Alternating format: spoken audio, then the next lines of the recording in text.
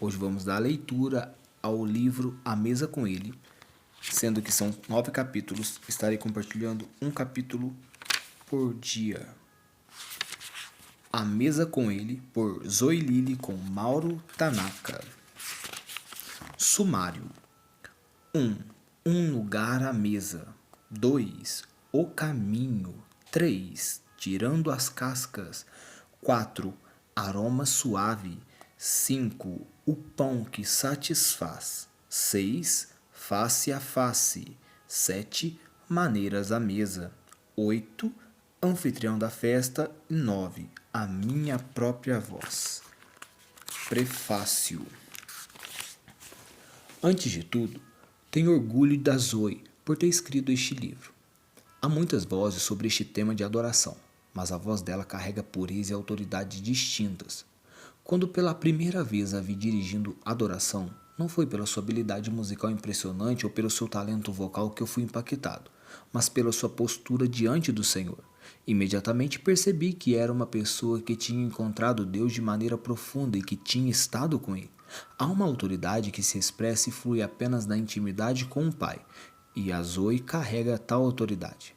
Devido a muitos aspectos relacionados ao fazer acontecer uma expressão corporativa de adoração semana após semana, facilmente pode-se perder o porquê de nossa adoração ao executar o como. Esta é a razão pela qual este livro é tão importante para nós. Zoe baseia todo o seu conhecimento e experiência numa verdade bíblica e sobrenatural. Deus deseja relacionamento, não uma atividade religiosa. O Senhor anseia por um povo que se achegue a Ele com todo o seu coração e não apenas com os lábios. Deus não procura um setlist perfeito, músicas que se tornem um hit ou uma execução musical perfeita, mas sim está buscando pessoas cujos corações são dedicados a Ele e somente a Ele, um povo aliançado com Ele. Deus é zeloso para conosco. Ele tem uma aliança conosco e anseia por um povo que também esteja comprometido com Ele.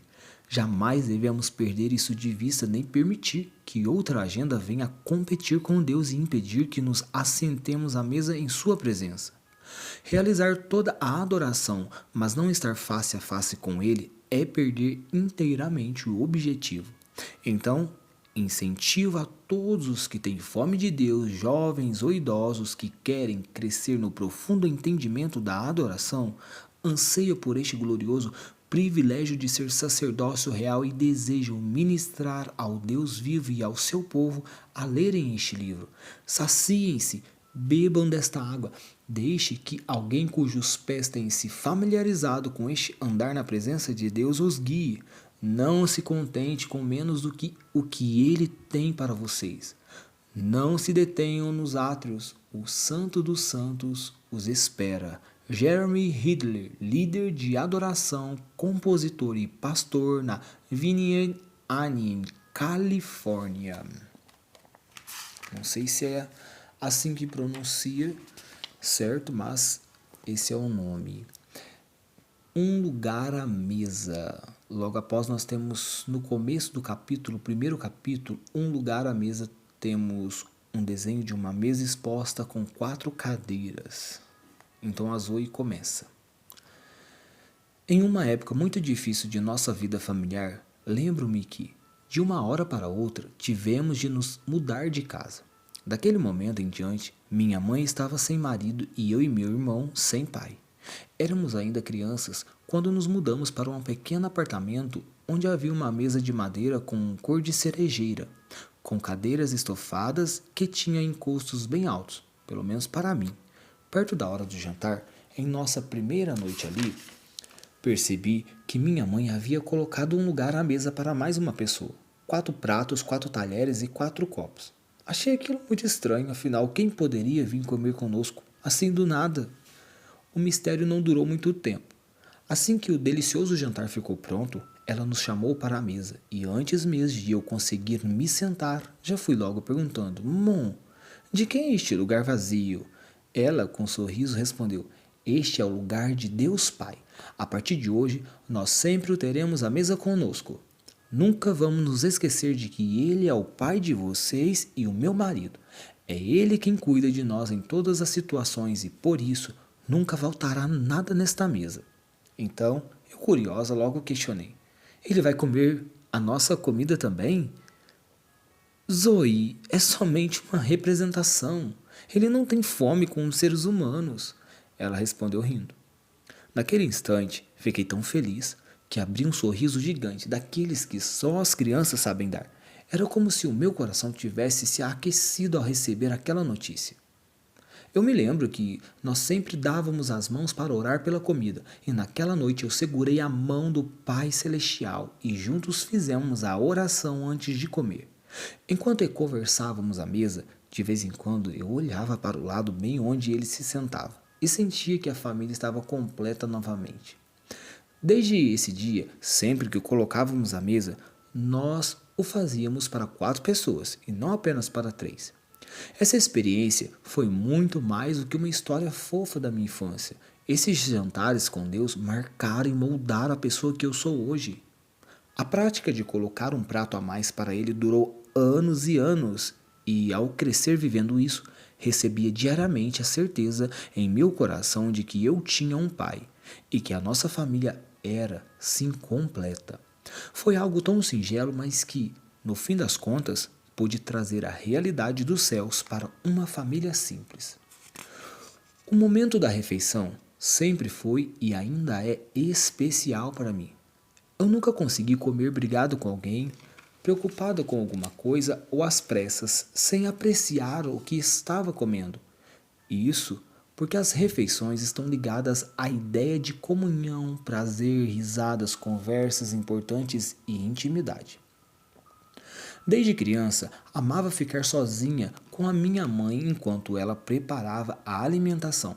Conversávamos sobre tudo, ao mesmo tempo em que ela cuidadosamente aprontava cada pequeno detalhe do prato do dia. Foi ali que eu aprendi a cortar os vegetais, a manusear o fogão, o forno e a limpar os alimentos. Porém, acima de tudo, foi nesse ambiente que aprendi a amar a cozinha e a expressar amor através disso.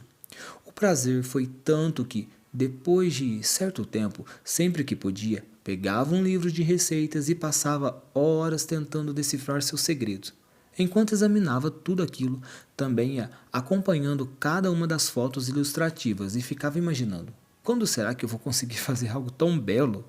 Com o passar dos anos, depois de inúmeras receitas terríveis que tive de comer sozinha, comecei a cozinhar melhor. E principalmente para as pessoas que eu amo. Até hoje, eu amo todo o processo que envolve uma refeição. Escolher os alimentos no mercado, preparo de cada ingrediente, a expectativa de um prato finalizado, a reação de surpresa dos que experimentam a comida e, especialmente, a realização de poder proporcionar um momento único de alegria quando sentamos à mesa e estamos todos juntos. São nesses momentos de criação que eu me sinto mais em casa, já que posso partilhar de algo tão profundo e cheio de significado. É justamente por esse motivo que sentar-se à mesa, para mim, sempre teve tudo a ver com adoração. Quando ceamos com alguém, nós nos deparamos com o seu rosto, olhamos em seus olhos, conversamos a respeito de suas ideias e prestamos atenção em suas reações, o que, consequentemente, nos permite conhecer e sermos conhecidos por aquele com quem ceamos. Essas ocasiões são oportunidades incríveis que vão muito além de apenas comer.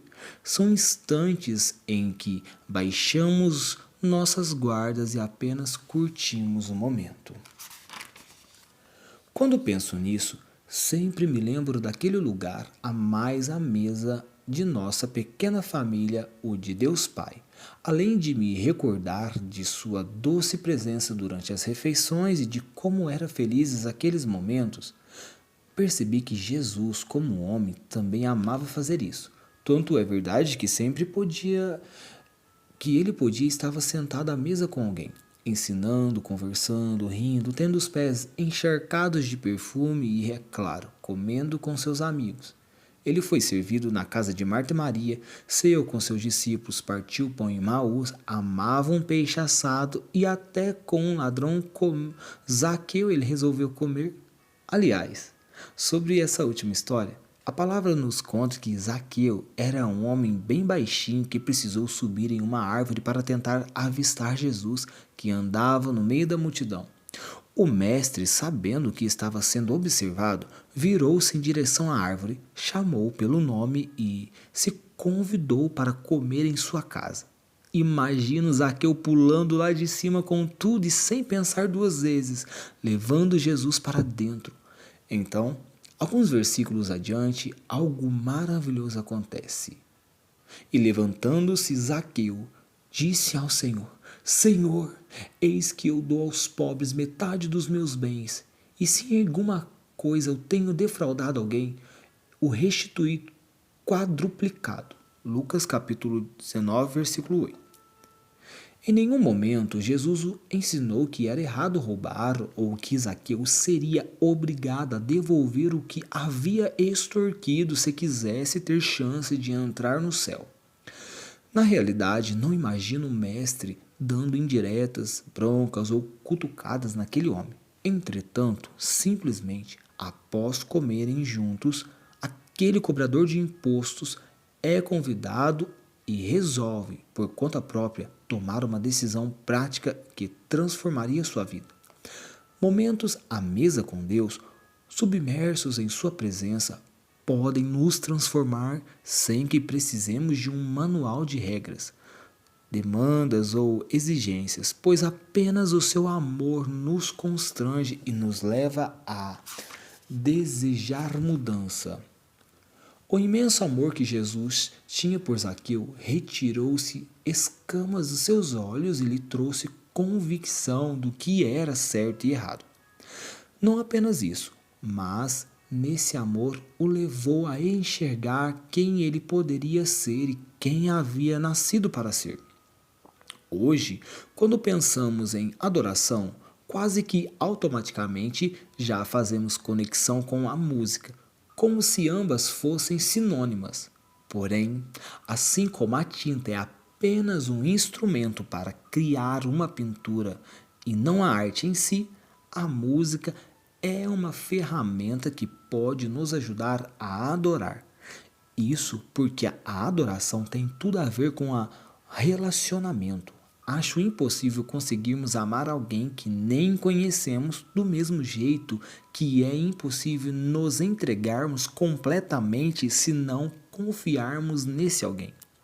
De acordo com a enciclopédia, a adoração exige amor extremo, excessivo, fazendo com que a pessoa seja levada a prestar culto a uma divindade. A adoração está ligada à honra, é uma homenagem, um sentimento ou ação dada aos homens, anjos ou seres espirituais. Na Bíblia, a palavra adoração aparece mais de 112 vezes, sendo descrita como a ação de se ajoelhar, Êxodo 4:31, ou se prostrar, Isaías 44:15 e 19, partindo de uma atitude de reverência do corpo e da mente, juntamente com o serviço e a obediência. No Novo Testamento, outros termos usados para descrever a adoração eram sintetizados em ações como a de beijar o chão e a de venerar, de reverenciar com temor ou ficar sem palavras. Mateus 15:9.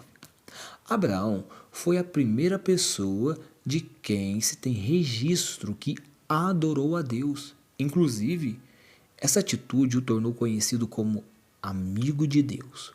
O interessante a respeito desse homem é que, mesmo em seu momento mais difícil, quando foi sacrificar o seu filho Isaque, ele decidiu adorá-lo com sua obediência. Gênesis capítulo 22, versículo 5. Isso só foi possível porque Abraão conhecia quem era Deus e confiava plenamente em seu coração. Nunca nos prostraríamos diante de alguém que não achamos digno, não é verdade?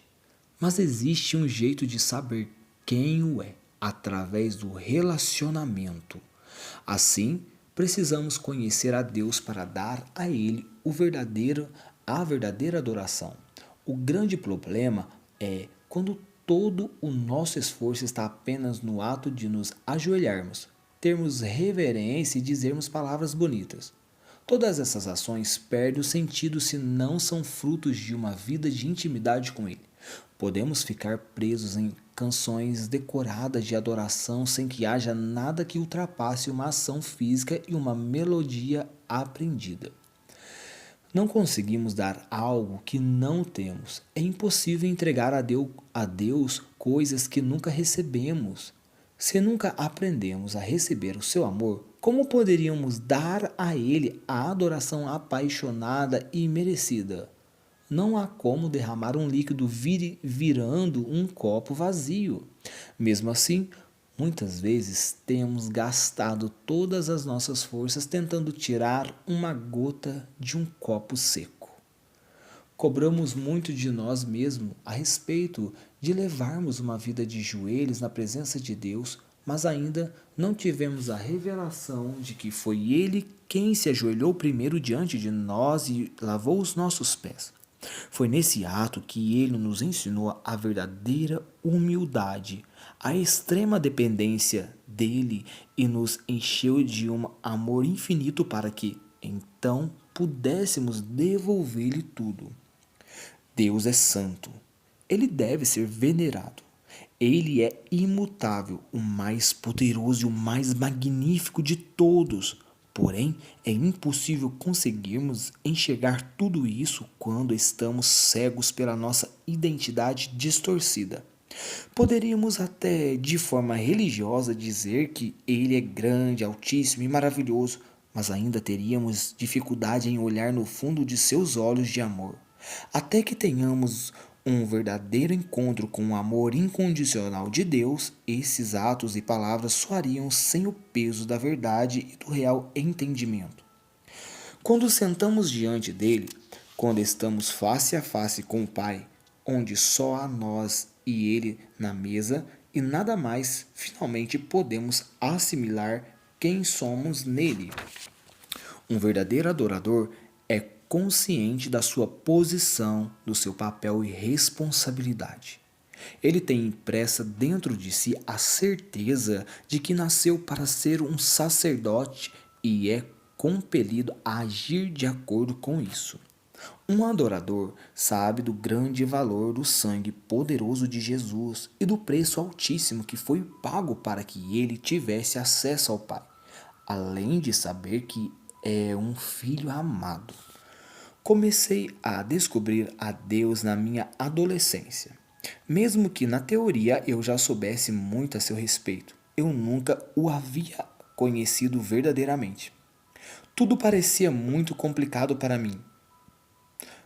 Eu tentava imitar as palavras bonitas que ouvia da boca das outras pessoas, decorava todas as músicas da igreja e até levantava as mãos e me ajoelhava tentando, de alguma forma, captar a atenção de Deus. Será que Ele está me vendo? Será que Ele gosta de mim?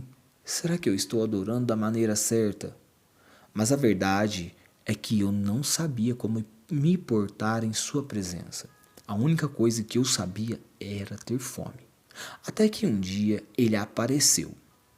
Foi em um dia comum, depois da escola. Ele invadiu o meu quarto e me deixou ainda mais perdida. As canções já não eram suficientes. As palavras nem chegavam à minha boca e o meu coração só doía de tanto amor enquanto as lágrimas jorravam como uma cachoeira de amor que descia pelo meu corpo.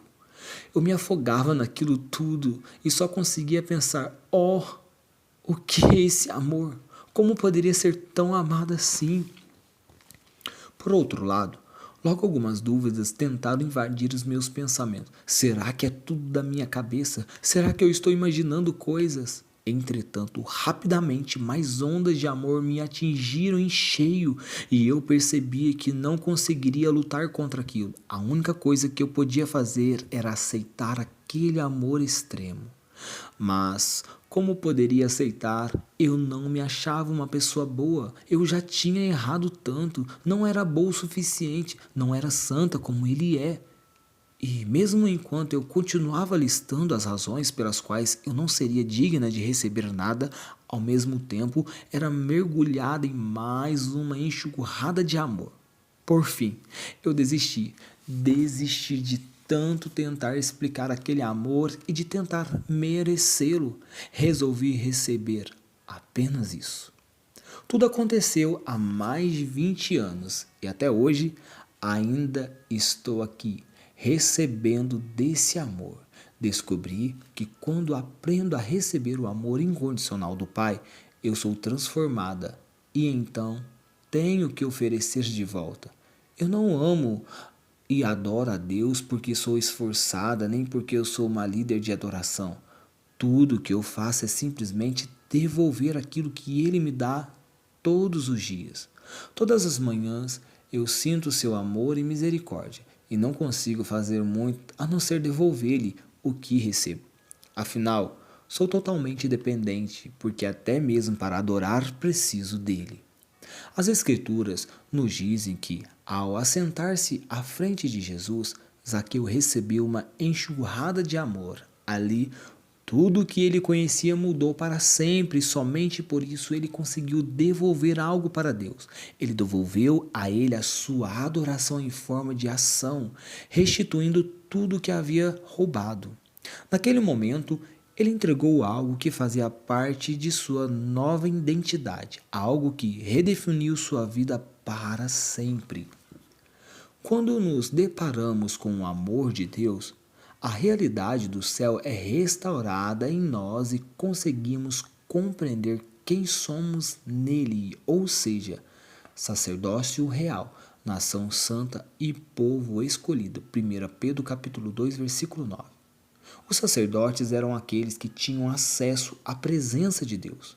Eles trabalhavam no tabernáculo e preparavam tudo para os momentos em que Deus falaria face a face. Por conta disso, eles viviam de maneira diferenciada, já que entendiam que trilhavam um território santo e que isso fazia parte do seu chamado. Os sacerdotes, que eram da tribo de Levi, foram escolhidos no momento em que Moisés desceu do monte Sinai e viu todo o povo perdido na idolatria, exceto eles.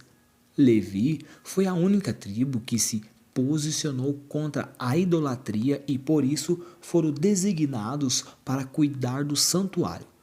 Contudo, o real desejo de Deus era que todos fizessem parte de um reino de sacerdotes. Por isso, através do sacrifício de Jesus Cristo, todos nós podemos ter acesso à sua presença novamente. Recebemos esse direito juntamente com o sacerdócio a partir do instante em que nascemos de novo, conforme 1 Pedro nos revela. Vós também, como pedras vivas, sois edificados casas espirituais e sacerdócio santo, para oferecer sacrifícios espirituais agradáveis a Deus por Jesus Cristo. 1 Pedro 2, 5, grifo da autora.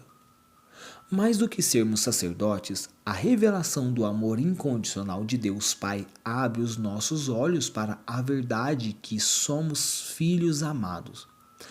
Quando, por algum motivo, não conseguimos receber desse amor, podemos continuar amarrados a uma identidade inadequada e mentirosa que nos empurra para vivermos uma mentalidade de órfãos e não mais de filhos.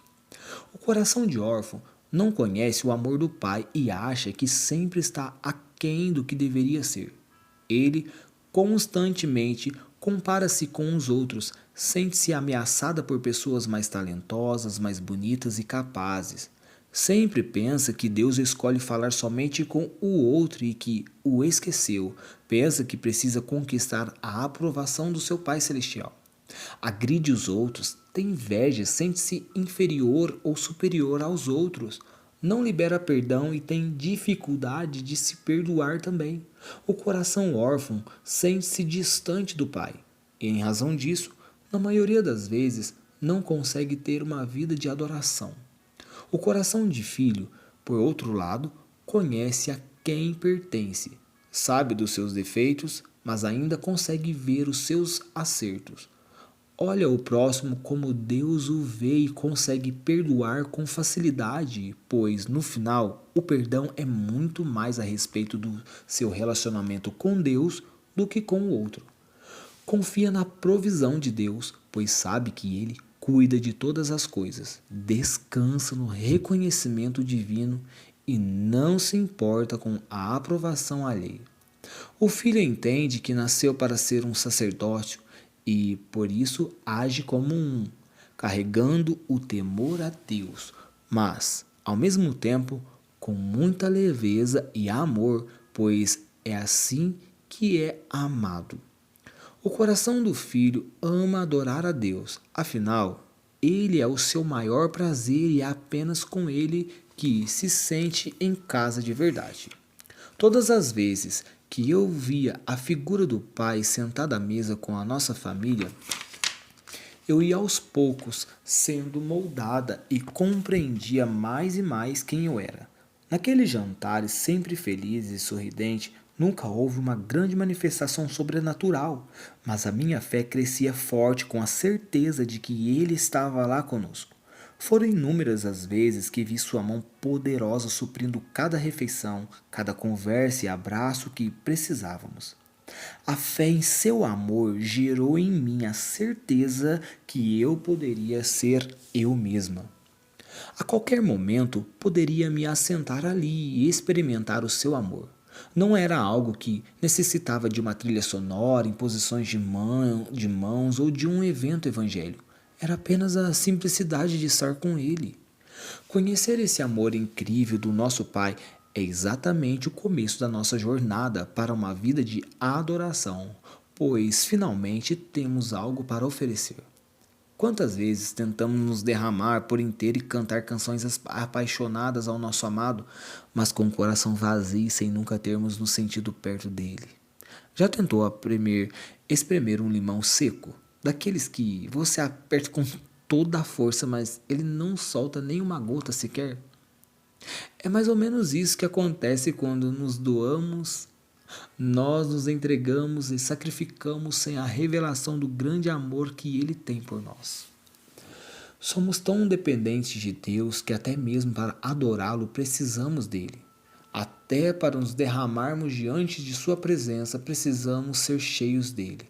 Portanto, tome tempo para receber do seu amor e veja a sua vida de adoração e entrega ser muito mais rica, pois ao assentar-se diante dele, o amor de Deus invadirá o seu coração e ali, ao receber desse amor, você será capaz de devolvê-lo e nesse momento acontecerá a verdadeira adoração, fruto de um relacionamento e não de uma obrigação, de um ritual religioso. Não aprendi a adorar a Deus pelas minhas próprias forças. Aprendi com Ele. Toda vez que o vejo, sinto-me completamente aceita, amada e valorizada. Assim, aprendo a aceitá-lo, amá-lo e valorizá-lo também. Que privilégio é estar em sua presença. Que honra é poder derramar de volta o que Ele tanto derramou em nós, quando somos simples diante dele. Sendo assim, respire, sente-se, abra o coração e creia neste amor do Pai, que é derramado sem medida sobre nós, pois quando nos assentamos com Ele, tudo desaparece, só uma coisa importa: Ele mesmo.